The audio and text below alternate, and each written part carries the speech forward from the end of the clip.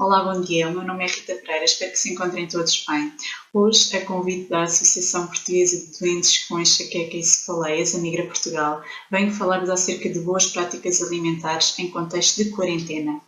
Têm sido, de facto, tempos desafiantes para a maioria de nós, uma vez que, associadas a todas as medidas preventivas que devemos adotar nesta fase para controlar a pandemia,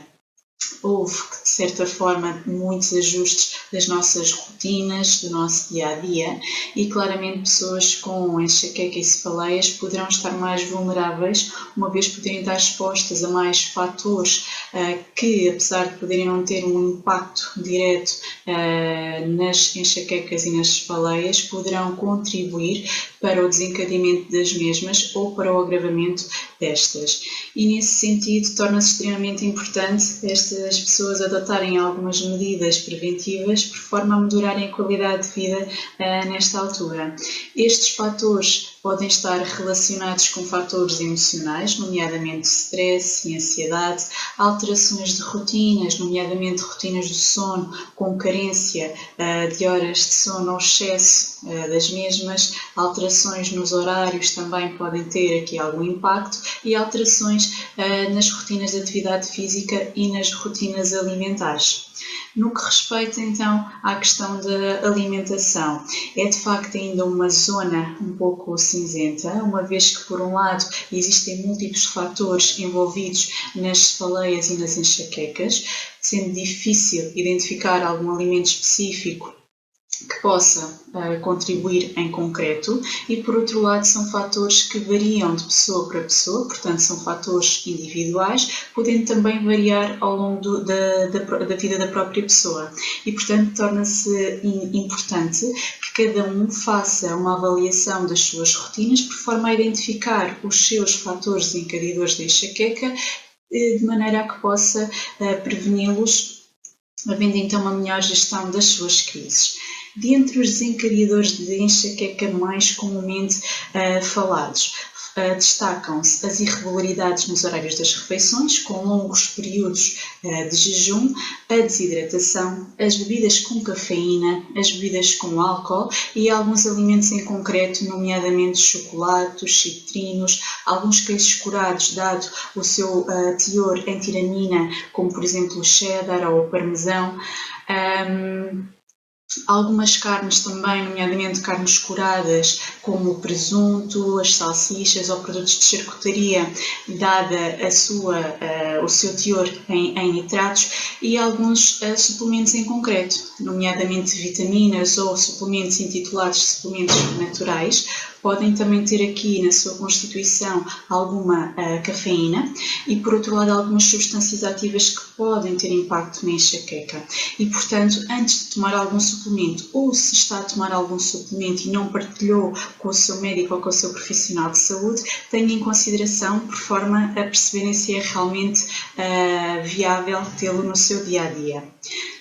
Em termos de estratégias que podemos adotar nesta fase, e como falámos anteriormente que um dos principais desencadeadores de enxaqueca identificados tem a ver com as irregularidades nos horários das refeições, sugiro que em primeira fase estabeleça uma rotina alimentar e para tal poderá ajudar o planeamento semanal das suas refeições, no qual deve estabelecer os seus pequenos almoços, lanches, almoços, jantares, horários dos mesmos, por forma a que, por um lado, reduza o stress associado à sua alimentação, uma vez que já tem toda a sua rotina planeada, e, por outro lado, evite saltar refeições, tendo em conta, então, este planeamento. Nesse sentido, reforço a importância de iniciar o dia com um bom pequeno almoço, uma vez que durante a noite existe um longo período de jejum e, portanto, torna-se extremamente importante aqui a primeira refeição. Este deve ser fornecedor de uma boa quantidade de energia e, portanto, deverá considerar no seu pequeno almoço uma boa fonte de hidratos de carbono, privilegiando os hidratos de carbono de absorção mais lenta em detrimento dos hidratos de carbono refinados ou com adição de açúcar, e sugiro então que no seu pequeno almoço possa ter alguns flocos, pequeno almoço pouco ou não açucarados, nomeadamente os flocos de aveia ou os flocos de trigo integral ou os flocos de milho até. Poderá também optar pelo pão, o pão integral ou de mistura, ou pelas tostas integrais também, ou pela fruta. Também poderá incluir a fruta no pequeno almoço, dado ser uma boa fonte de fibras, vitaminas e minerais e, portanto, também poderá ser interessante considerá-la. Outro grupo importante a considerar no seu pequeno almoço é o grupo das proteínas, e aqui destacam-se os laticínios ou alternativas vegetais, sejam bebidas ou iogurtes vegetais, sendo que deve optar por aqueles que têm menor teor de gordura e que não têm açúcar adicionado. Outra opção de proteína que poderá ter no seu pequeno almoço são os ovos ou uma pasta de leguminosas, como um humus de grão, por exemplo, pode ser uma boa opção. A nível de gorduras, evite as gorduras saturadas, presentes, por exemplo, em manteigas ou hidrogenadas nas margarinas, por exemplo, privilegiando o azeite nas suas torradas, por exemplo, ou uma manteiga de frutos oleaginosos, nomeadamente uma manteiga de amêndoa, de caju, de avelã ou de amendoim, podendo introduzir também umas sementes a nível de batidos ou nos seus flocos da manhã. Tenha em consideração que o grupo das gorduras é de facto um grupo fornecedor de muitas calorias e numa fase em que estamos mais sedentários poderá ser importante ter em consideração a quantidade destes alimentos que é ingerida por forma a conseguirmos estabilizar o nosso peso nesta fase. Desta forma, deixo-lhe algumas sugestões de pequenos almoços, como umas papas de aveia ou as panquecas, por exemplo, que poderá adoçar com fruta, com canela, com essência de baunilha, com tâmaras ou raspa de limão ou de laranja, não necessitando recorrer ao açúcar. Se, por um lado, não tem tempo para preparar o seu pequeno almoço de manhã, pondere organizar-se na noite anterior, por forma a que de manhã tenha o seu pequeno almoço mais acessível ou tenha alimentos mais práticos à sua disposição, nomeadamente os iogurtes, a fruta, os flocos, ou eventualmente o pão integral, por forma a que não salte esta refeição. Se o tempo não for problema, mas sim a falta de apetite de manhã, pondere introduzir aqui refeições líquidas, uma vez serem mais facilmente toleradas numa fase em que pode ter menos apetite. E assim, os batidos poderão ser uma boa opção, com uma bebida vegetal ou um leite magro, uma peça de fruta, umas sementes ou uns frutos oleaginosos, e a aveia. Portanto, há várias opções que poderá incluir aqui no seu pequeno almoço. No que respeita às restantes refeições, nomeadamente refeições principais, tenha em consideração uma boa quantidade de legumes no seu prato, sejam salteados, estofados, assados, cozidos, são sempre boas opções, ou inicie as suas refeições com uma sopa que, para além de o deixarem mais saciado, vão também contribuir para a sua hidratação. A nível das carnes, evite carnes vermelhas, privilegiando as carnes magras, o pescado, onde também deverá ter em consideração o peixe gordo rico em ômega 3, dado todas as propriedades que tem e o impacto positivo que tem no nosso metabolismo, podendo também optar pelas alternativas vegetais, nomeadamente tofu, seitan ou as leguminosas.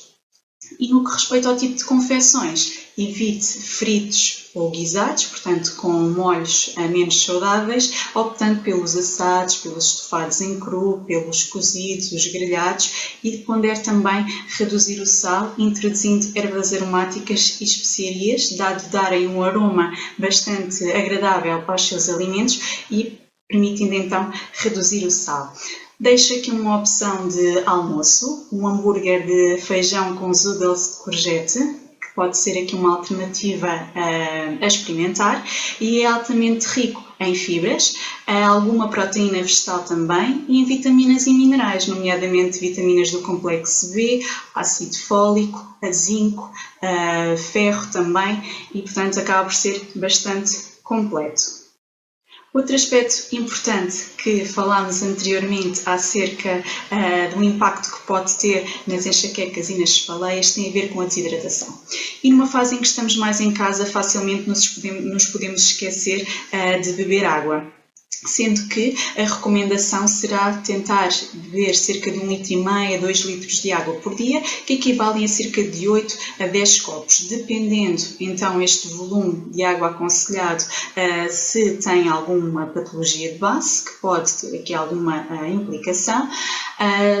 Dependendo também se tem alguma atividade física associada e à temperatura a que está exposto. Se está num ambiente mais quente, pode ser necessário aumentar o volume da sua hidratação. Como estratégias para beber mais água, poderá ser ter sempre uma garrafa de água próxima de si e poderá ter garrafas de água espalhadas pela sua casa por forma a lembrar-se de beber água. Outra estratégia poderá ser beber um copo de água sempre que vai à cozinha, aproveitando uma das suas pausas do dia para hidratar. Coloque também lembretes no seu telemóvel para que de X em X horas o lembrem de beber água e, como já falado anteriormente, a sopa. Também pode ser uma estratégia a adotar, ter sopa nas suas refeições principais, que para além do hidratar também o vão deixar mais saciado. Se não gosta de água, pondere as infusões sem adição de açúcar ou as águas aromatizadas, seja com pau de canela, com gengibre ou até com alguma fruta, uma vez que vão conferir um aroma à água e, por outro lado, não vão contribuir com açúcares adicionados. E neste aspecto, reforço a importância de terem atenção à lista de ingredientes das águas aromatizadas que se vendem, uma vez que muitas delas têm adição de açúcar e podem então ser enganosas, daí que seja tão importante ter em consideração o rótulo alimentar, nomeadamente a lista de ingredientes. No que respeita às bebidas com cafeína, também elas são muitas vezes apontadas como fatores desencadeadores de enxaqueca ou de cefaleias e muitas vezes até pode sentir que numa crise o facto de beber café ajuda a aliviar ou até conferir algum bem-estar. Contudo, aquilo que se sabe é que o nosso organismo desenvolve alguma resistência, alguma tolerância à cafeína, o que significa que a mesma dose acaba por ter um efeito inferior quando tomada de forma consecutiva. Por outro lado, também na ausência de estímulo de cafeína, poderá desenvolver-se aqui uma crise de enxaqueca ou de cefaleia e, portanto, para pessoas que tenham crises constantemente, acaba por ser aconselhado a redução ou exclusão da cafeína, devendo este ser um processo gradual, uma vez que uma exclusão abrupta poderá levar ao desencadeamento de uma crise e poderá ser difícil gerir esta situação. Nesse sentido, esta redução poderá levar dias, semanas. O importante é ir verificando como se está a sentir, por forma a que seja um processo mais fácil de ser conseguido. No que respeita ainda às bebidas com cafeína, se de facto a nível de rotina de pequeno almoço é normal ter ou beber café, o mais importante é considerar a manutenção do horário do seu pequeno almoço, por forma a que haja menor possibilidade de desencadeamento de enxaqueca por falta de estímulo. E, portanto, torna-se extremamente importante ter em consideração a manutenção do horário de consumo de café a nível de pequeno almoço. Um outro aspecto falado anteriormente tem a ver com as bebidas alcoólicas. De facto, algumas pessoas identificam-nas como fatores desencadeadores de enxaqueca e numa fase em que estamos mais em casa, mais ansiosos, mais estressados, poderá haver alguma tendência para tornar o consumo de bebidas com álcool algo rotina ou eventualmente aumentar a quantidade. E por outro lado, aquilo que se sabe é que o álcool também é fornecedor de calorias. Ora, se numa fase em que estamos mais sedentários e todas as calorias contam, poderá então influenciar na gestão do nosso peso, podendo potenciar o aumento do mesmo de forma indesejada. E nesse sentido eu sugiro-lhe que substitua ou intercale o consumo de bebidas alcoólicas com água, por exemplo, ou as águas aromatizadas, que para além de promoverem a sua hidratação, também evitarão então o consumo destas calorias